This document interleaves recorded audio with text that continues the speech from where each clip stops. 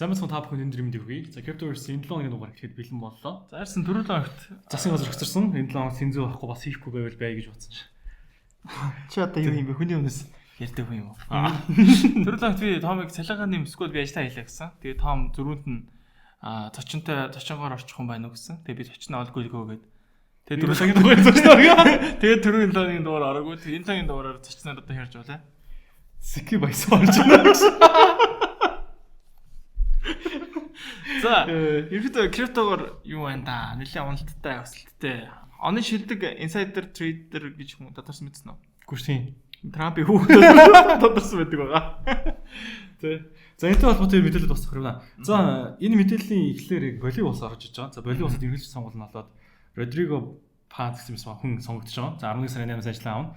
Тэгээ нөхөр бол ажиллаа аваад крипто болон блокчейнтэй холбоотой ажил ер нь бол хийнэ гэдгийг хэлчихсэн. За хамгийн түрүүнд төрийн худалдан авах одоо процесс тендерийн процессыг бол ухаалаг гэрээ смарт контракт болон блокчейн технологиос үйлч хийнэ. Ингэснээр худалдан авах ажиллагаа нийтэд нээлттэй давхар дээрээс нь хүмүүс орж янз бүрийн шатлал нэмж авилал авдаг одоо тэр зүйл бол зогсноо гэдэг зүйлийг бол маш одоо хүчтэйгээр бас юу урт итгэлтэйгээр хэлж илээ. За хоёрдугаарт нь болонгот нэг зүйлийг бас тодорхойлсон. За манай улсын ингээд крипто одоо гадаадын бижмэш дээр ч юм уу ингээд хөвдөө харилцдаг бол тэрийг бол ингээд одоо татварынхаа газартаа мэдэгдээ. Тэгээд илүү болсон орлогоос бас татвараа төл. Тэгээд энийг бас нээлттэй тайлгнаа гэдэг жаа. За нээлттэй тайлгнаад за тэгээд та бүхнээс ингээд тэр криптоос авсан татвараар бол бид нар ингээд тодорхой сан үсгэн. За энэ сан бол ингээд татвараас авсан орлого шиг бол хэрэглэхгүй. Тэр сан маань өөр ингээд томроо дараа нь ингээд криптод бас хөрөнгө оруулах ч юм уу. Тийм хөө маягаар эсвэл ингээд улсын валютад одоо валютынаас хамссан үед валютын нөхцөл нөхөх замаар ч юм уу ийм хөө маягаар ашиглагдана гэдгийг бол шууд хэлсэн. Тэгээд энэ улс ч өөрөө крипто гүйлгээний хоргийг 2024 онд бас цуцалсан. Ер нь бол хоригдсан байж 24 онд цуцалсан. Одоо энэ онд ч өнгөрсөн жил үү? Эл Сальвадорт бас хамтын ажиллагааны гэрээ байгуулад крипто блокчейн технологи хэрхэн яаж сурлах вэ? Туршлага солилцоо гэдээ бас нэг санамж бичиг байгуулсан байгаа. Санамж бичиг нэг ямар ч үстэй тийм байгуулад байдаг. За ийм байгаа. За тэгээд араас нь бас нэг өөр хэсэг орчих. Австралиас. За энэ мэдэн дээр болон 3900 хүнийг хамруулаад авсан судалгааг онцлсан байсан. За Yugo гэдэг газар байсан. За тэгээ энэчнээс Yugo тэрний. Яг шарал имплемент юм байлаа. Тэгээд 35-аас доош насны хүмүүсийн хамгийн том харамсал юу байдаг гэж бодож байна? 35-аас доош насны харамслаа. Тийм. За мэдгүй. Нийтлэг сонголтод өгсөн юм эсвэл хүмүүс өөрөөсөө хариулт өгөх юм. Өөрөөсөө хариулт өгсөн. Тэгээд нийтлэг нэрээр бол бүгдээрээ крипто гэж тодлож аваагүй айгүй хамсч явд юм байлаа. Тэгээд яагаад ийм зүйл болж байна гэдгсэн чинь нэгдүгээрт нь крипто бодлож аваагүй хамгийн харамсдаг. Хоёрдугаарт нь одоо нэг өмч буюу одоо байр. Тэгээ гуравт нь болонгууд том одоо нэг Apple ч юм уу Amazon ч юм уу том технологийн компанид ерөөсөө хөнгө оруулаагүй. Тэг бас маш харамсдаг гэдэг зүйлийг хэлсэн юм бэлээ. За тэгээд криптод бас юу болж байгаа? 1.6 сая австралчууд дараагийн одоо нэг жилийн дотор бол криптод хөрөнгө оруулалт тодорхой хэмжээнд авна гэдэг бол хэлсэн. Авч үзнэ гэж хэлсэн байгаа. Тэгээд 5 австрал хүн тутмын нэг нь крипто ямар нэг их бага хэмжээгээр авсан байдаг. Тэгээд арилжаа хийдэг хүмүүс дундаас нь дунджаар $9,968 ашиг хийсэн байт юм байна. Бас мэдээж яг дундж крипто арилждаг хүмүүсээс нь хамруулан авчихад тэр хүмүүс бол крипто арилжаж үзсэн. Тэгээд дунджаар бол $9,968 ашиг хийж үзсэн байт юм байна гэж яригдж байгаа. За тэгэхээр та бүхэн австралиас жаавал яг хажууд байгаа 5-наас сууд үзээрэй. Хин нэг нь крипто авсан байна аваагүй нүгдэг тодорхойлцгаая гэж. Энэ үнээс шалгая гэдэг. Тэгээд энэ судалгаа явж байхад бүр нэг гоё юм гарч иж байгаа байхгүй. Тэр нь юу байсан гэхээр 10 жилийн өмнө буюу 15 онд $172,465 биткойн хэлбэлж чад бид нар авах боломжтой байсан гэдэг. Одоо бол тэр үеэс нь 23,109% дахин өссөн. Одоо 170%-тай ирж байна те. Тэгээд энэ залуучуудын хамгийн хамсаж байгаа юм юу вэ гэхээр одоо ингээд байртай болно гэдэг бол ер нь боломжгүй шахуу. Нилээн хэцүү гэж яж байгаа байхгүй. Тэгээд криптод хөрөнгө оруулсан байсан бол яг энэ байртай болох ч юм уу өмчтэй болох ганц боломж нь байсан юм шиг одоо ингээд санагдаж байна. Тэгээд одоо өөр аргаар бол бас тэтгэлэн байртай болох ч юм уу энэ одоо нэг агшд нэрхцээ гэж яриад байгаа. Одоо бол баг ингээд тансаг хэрэгцээ юм аашны байртай те. Энийг бол ингэж хангах боломжгүй байсан. Ганц тэр боломжийг алдсан юм шиг мэт төрөөд байгаа гэдэг зүйлийг хэлж байгаа юм л. Яг өнгөрсөн дээр харахад угаасаа хэмж тэнэлээ. Тэрнээс нөхдүүд яг тэр $100 дээр авцсан байсан ч гэсэн биткойн $1,000 өгөхэд ихэнх нь ерөөхдөө бол гарч орж хурж зархал байсан л та угаасаа. Тэгээ хадгалах нь ч бас байсан. Бас нэг хідэн бүр байртай болох. Тэгээ мартсан нь л станаар байртаасан байж байгаа. Тэгээд крипто болонгот яг энэ хүмүүс тэр нэг байртай болох боломжийг одоо бас стил тэр үед үжижсэн одоо ч гэсэндээ бас өхөн юм шиг мэдрэмж төрж байгаа гэж ярьж байгаа байхгүй. Тэгтээ өгөхгүй гэж. Мохооч бодож эсгээр бүр дараа барьгууч болгоод гэж шүү дээ. Тийм уухашаа. Тэгээд энэ нэгэн дээр араас нь одоо байртай ч юм уу тийм өөр нэгэн хувийн өмчтэй болох хэрэг өндөр өртөгтэй гэдэг юм гэж чагсаалтыг авсгацсан байсан. Австрал бол дэлхийд 6 дээр хэмжлэгддэг юм байлээ. За хамгийн өндөр өртөгтэй ерөнд байртай газар гэхээр Швейцар, хоёрт Өмнөд Солонгос, Люксембург, Австри, Норвег гэж явт юм байна. Тэгээд ийм өндөр одоо үнэтэй байртай газрууд байртай болох ганц боломжийн ажил нь биш. Криптод хөрөнгө оруулсан бол бүх байсан болов уу гэдэг тийм итгэл үнэмшилтэй байдаг юм байна одоо судалгаар харахад. Тэгээд 2022 оны үед одоо нөгөө нэг крипто болон хувьцаанд хөрөнгө оруулалтын залуучуудын одоо ингээд зөрүүн одоо 2025-аас судалгаа авахд бол ингээд 2 дахин багассан. Эсвэрээ яг хувьцаа ихээс илүү ер нь крипто гэдэг лүгөө илүү одоо юу гэдэг шилжиж байгаа тим төсрөг харагдаж байгаа юм бэ лээ.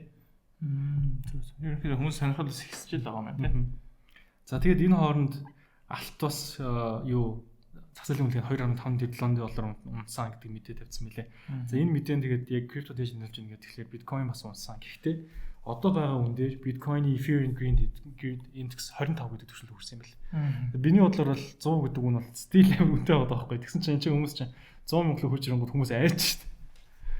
Тэг чинь тэр 100-аас өөрөөс алдахгүй бас нэлээдгүй. Тийм удаан юм тийм. Энэ хооронд ч бас криптод одоо урт хожид ерөөсөй байж байгаагүй хамгийн өндөр хэмжээний liquidation болсон. Хамгийн өндөр хурдтай уналт бас болсон. За энийг бол шууд inside trade ингээд бол манай одоо X-ийн маань бас нэлээд олон Twitter-ууд явуулсан. За яг энэ том одоо хятад такс тавина гэсэн Trump-ийн мэдээлэлээс ердөө 30 минутын өмнө нэг шинээр аккаунт үүссэн. За тэрнээс нэлээд олон сая доллар депозит хийж агаад short арилжаанд орсон байсан. Тэрээс маш их хэмжээний ашиг хүрсэн гэд хэд хэдэн том олоодод бас тэн дээр хөдөлгөөн хийсэн байлээ. Тэгэхээр нэлээд inside market trade-д болсон гэдэг бас нэлээд хардталтай байна. За тэгсэн хэдий ч гэсэн биткойн 100k-аас унаагүй барьсаар байна. За сүүлийн 7 хоногийн хугацаанд алтыг харах юм бол алт бол нэлээд дамп маягийн хөдөлгөөн явсан. За дөрүүлээд яг нэг өдөр бас сүрж өссөн зүйл нөрөө биткойн нэлээд памп маягтай, gold нэлээд дамп маягтай хөдөлгөөн бас харагданлээ. За тэгээд юу бас энэ хооронд бас өөр эрсдэлтэй нэг мэдээ байгаа нь крипто майн гэдэг майнеруудын одоо өөр 2.216 тэрбум доллараас одоо жилийн хугацаанд 12.7 тэрбум доллар болоод өссөн байгаа. Тэгээд энэ майн гэдэг жипүүтэй газрууд эсэргээрээ нөгөө нэг крипто майн хийхээс илүү одоо AI-уудын одоо артал болж илүү их ажиллаж байгаа. Яг гэвэл мөнгө урсгалын яг нэг тодорхой хизээ орж ирэх нь тодорхой байдаг учраас ингээд хангалттай өөрөөгөө үйл ажиллагаа самжуулах явах боломжтой криптодор болохоор майн хийгээл олборлол гэдэг үйл ажиллагаа зарлыг хангаж чадахгүй бол ингээд зархаас гарахгүй болдог. Тэгээд эсэргээрээ энэ бол бас нэг том сөрөг мэдээ байж магадгүй маа. Энэ майнеруудыг өөр ингээд эсрэгээр ингээд ихсээд явуудах юм бол биткойноос ахаас гарахгүй болж эхэлнэ гэдэг. Нөгөө талд нь болонгот угаасаа ийм нөхцөл байдал руу очиж байгаа учраас бас олон авах гээд хүлээж байгаа гэдэг зүйл ч бас ярьж лээ л да. За үнэн нь одоо өсөд тогтсон майн хийдсэн нэлээ эрсдэлтэй болж эхлэх байх л та. Эндээс ирээ унчвал бас яах вэ? Зарч чадахгүй нэлээ том дэмжигнэтэй юм байна л та. За тэгээ Артур Хайс гэдэг тэр хооронд нэг дахиад биткойн янз бүрийн өндөр хүрнэ гэдэг хүмүүс маань сая доллар 250 сая доллар гэдэг үнэнд бас хэлсэн байсан. Шалтгаан нь юу?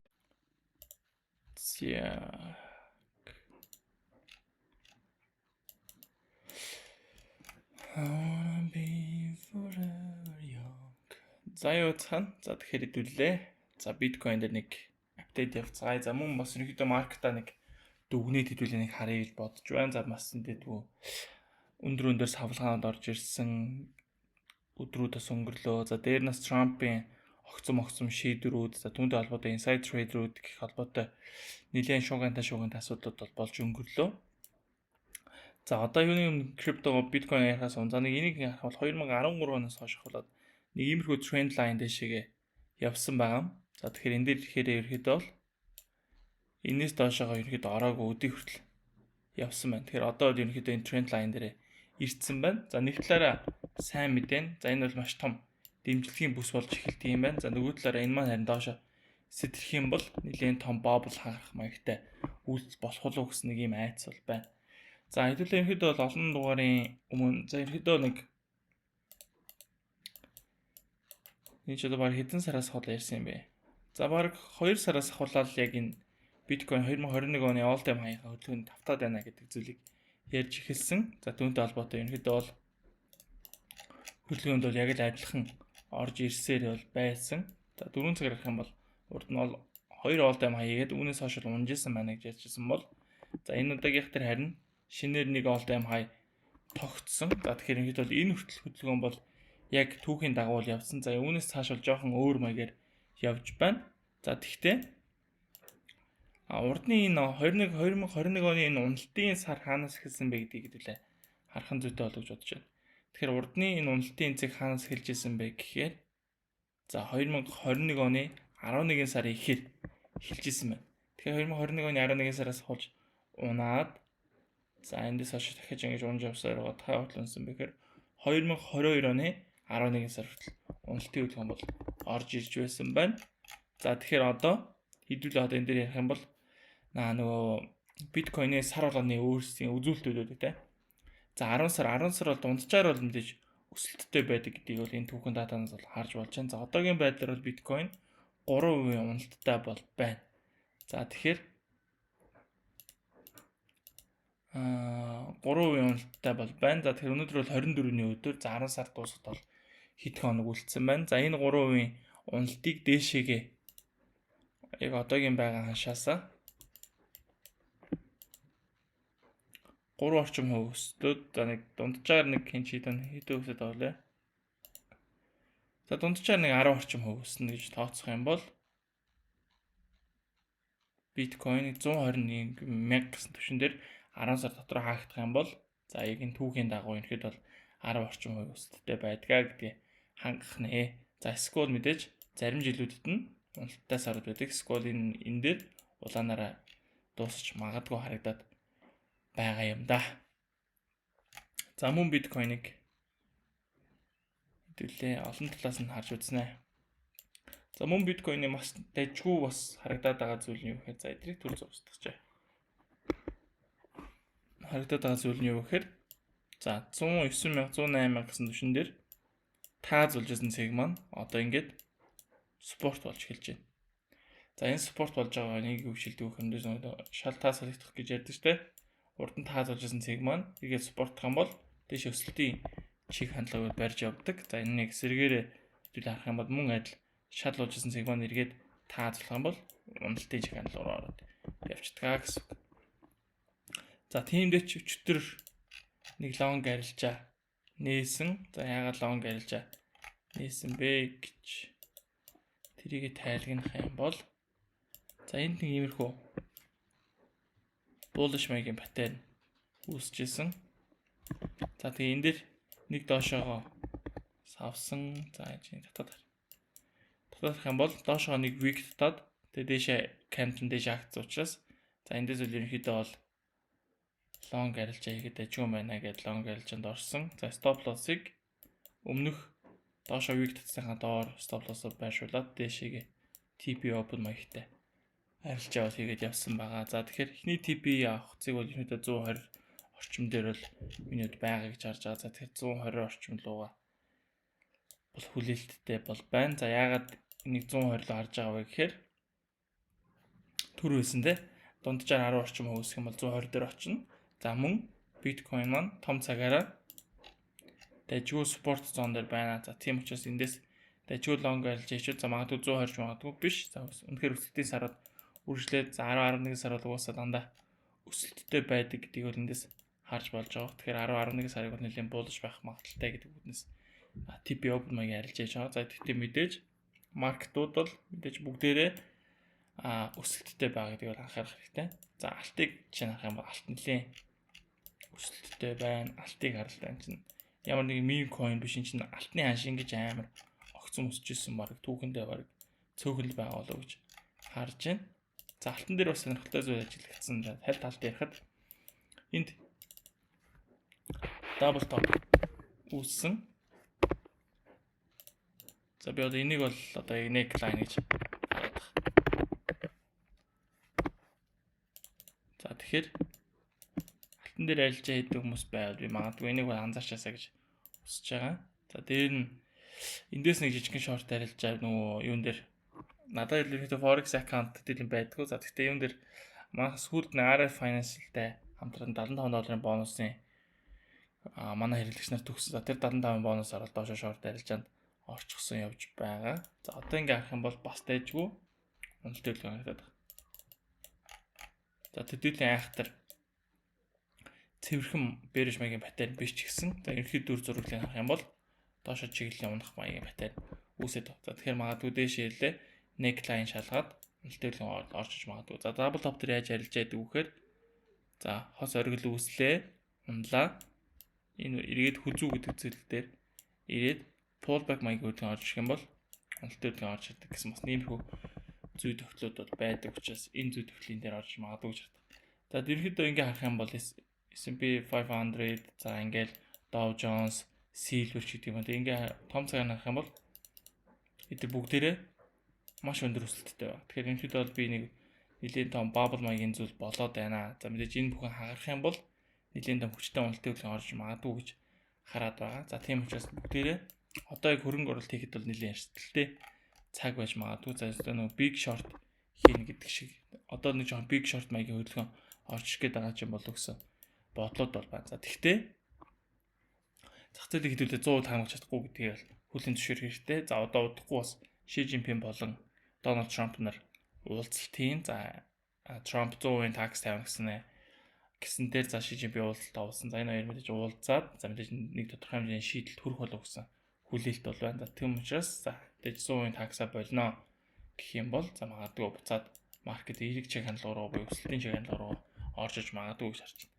За энэ хооронд Fear and Greed Index-ийг хэдүүлээ харах юм бол 32 гэсэн түвшин дээр очлоо. За хамгийн доотлолтой 28 гэсэн түвшин дээр заасан байна. За би энэ дээр нэг Fear and Greed Index дээр зур шинжилгээ хий гэж бодоод харахад зургийг авч тавьчихсан шүү.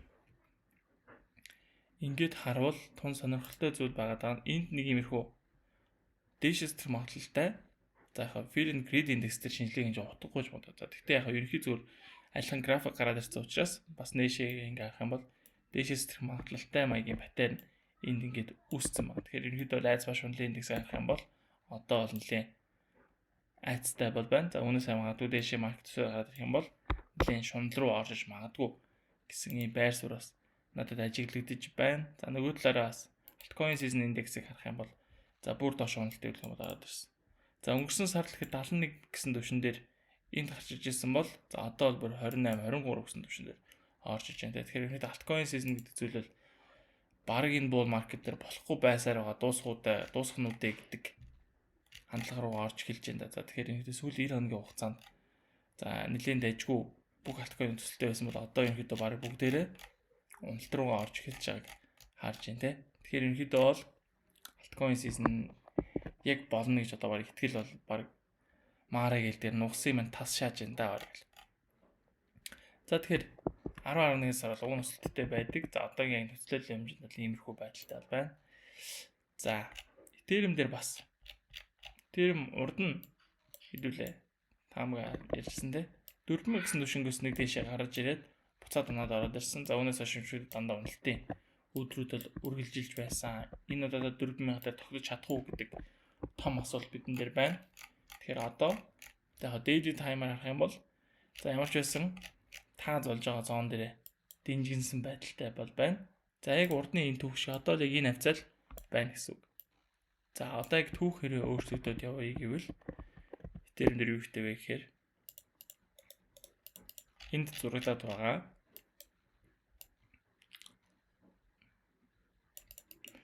bullish pattern дээшээс тэрх юм бол за магадгүй шинээр Ethereum all time high хийж магадгүй харагдаж байна. За бусдаар бол яг урдны түүхээ харуул мөн л айдлынд нэг иймэрхүү bullish маягийн паттерн үүсчихсэн мод. За тэгтээ дээшээс сэтгэлгүйгээр доошоо тэрчээс тэрээд уналтын хөдөлгөөн болоод ирсэн. За энэ ингээ харах юм бол мөн л адил 11 сарын ихээр эхлээд 2021 оны 11 сараас эхлээд уналтууд орж иж ирсэн байна. За одоо ингээ харах юм бол 11 сар ч одоо эндээс эхлэнэ шүү дээ. Энэ аваас эхлэнэ. Тэгэхээр одоо яг айгүй эргэлзээтэй цаг үед ирж байна гэж ойлгож болохоор. За тэгэхээр за яг энэний өмнөх яг манай мэдээний хэсгэн дээр бол жижигхэн техникээс л үсэд сүүлээс нь бичигдэг байна. За түүн дээр яг Томи хэлсэн нэг сайн мэдээ нөх юм бол за Япон улс яг өөрсдийн шинээр нэг эмэгтэй ерөнхий сайтай болж байгаа баг түүхэнд анх удаа. За тухайн ерөнхий сайднууд ерөнхийдөө бол эдийн засгаа тэлий, томруулъя, зарим сэрстэл хөрөнгө оруулалт хий гэсэн мэдээлэл явсан. За магадгүй Япон улсын хөрөнгөний зах зээл крипто руу нэлээд орж магадгүй байна гэсэн мэдээлэл явсан шүү. Тэгэхээр за алстаа бас Японы банкуд за ирээдүйд криптог худалдаж авах түүнийг хадгалах гэдэг байдлаар ажиллана гэсэн бас байр суурьтай байгаа юм шиг үлээ. Зүгээр хилцлийн төвшөнд явж байгаа юм шиг үлээ. За тэгээ магадгүй алстаа нөгөө хэдүүлээ биржүүд маань алстаа ерөөдөө бол банкуудыг шахна гэж ярьдаг байсан бол за одоо эргээд харин нөгөө нэг банкуд маань харин илүү уян хатан байдлаар хандаад крипто биржүүдийг өөрлөгөө шингээх байдлаар ажиллаж эхэлж байна. Тийм учраас ерөөдөө бол банк крипто бирж хоёр маань ерөөдөө өрсөлдөгчнөр биш. За ерөөдөө нэгдээд нэг том цул болж магадгүй гэсэн юм анхан шатны хэлцээрүүд явж эхэлж байгаа юм лээ. За тэгэхээр ерөөдөө бол зах зээл дээр сайн мэдээнүүд бол маш их байна. За түүнийгээ дагаад мэдээж бүгд өсөлттэй байна. За мэдээж бүгд өсөж байгаа нь өөрөө яг шууд унна гэсэн үг биш ч гэсэн нэг талаараа жоохон бабл маягийн зүйл үүсэх гээд байна уу гэдэг хардлагыг бол баг одоо хүн болгонд л төрүүлж байгаа болов уу гэсэн хүлээлттэй байна. За тэгэхээр ингээд бол шинжилгээг илүү харах юм бол за ихэд бол биткойн Ethereum хоёр дээр суурилж явдаг. За яагаад гэвэл илүү тогтвортой, за илүү яг энэхүү зах зээлийг чиг хандлагыг тодорхойлж чадна гэдэг утгаар энэ хоёр дээр шинжилгээ хийдэг. За бус алткойнууд ихэд бол даахын үед бол даган тэгтээ илүү өндөр савлгаатай байдаг гэдгийг бол урд урны дугаар дээр хэлсэн. За мөн алткойн season гэдэг зүйл ийм бага хувьтай харагдаж байгаа учраас ихэд бол аль болох биткойн Ethereum хоёр дээр шинжилгээгээ за энэ хоёр дээр илүү арилжаа. Тэр суурлаад явбал илүү сейф болов гэж бодож байгаа учраас энэ хоёр дээр явдаг баг шүү. За яг одоо арилжаагүй байгаа хүмүүс хүлээлт юу байх вэ гэхээр за биткойн дээр миний арилжаагүй байвал одоо би юу хийх вэ гэхээр дахиад эндээс нэг bullish маягийн паттерн л хүлээнэ гэсэн үг. За тэр нь юу гэсэн үг вэ гэхээр одоо л нэг иймэрхүү бас юм харагдаад байна шүү дээ. Одоо бас нэг иймэрхүү паттерн бол харагдаад байна. Тэгэхээр миний хүлээх зүйл юу вэ гэхээр ингэж явж байгаад дахиад энд нэг иймэрхүү bullish маягийн паттерн үүсэх юм бол за 109,000 гэдэг дээрээ спорт авч ийн гэдэг байдлаар хандаад эндээс тийж long арилж байгаа. За мэдээж stop loss-ыг энэ том зооныхоо доор байршуулах байдлаар арилжаанд орсон зүгээр л өгсөн хүлээлттэй бол байна. За мэдээж дайггүй паттерн дайггүй дүр зураг гарч ирэх юм бол за Telegram болон бусад сошиал хуудасаараа хуваалцаад явчихна. За тэгэхээр манай сошиал хуудасыг дагаарай. За ингээд ерөнхийдөө техник шилжлийг дуусгая. За тэгээд хэдүүл ямар мэдээлэл авах за тэрийг бас хоборд нь одоо сошиал хуудасаараа хуваалцаад идэвхтэй явнаа гэж найдаж байна. За ингээд түр баяр та.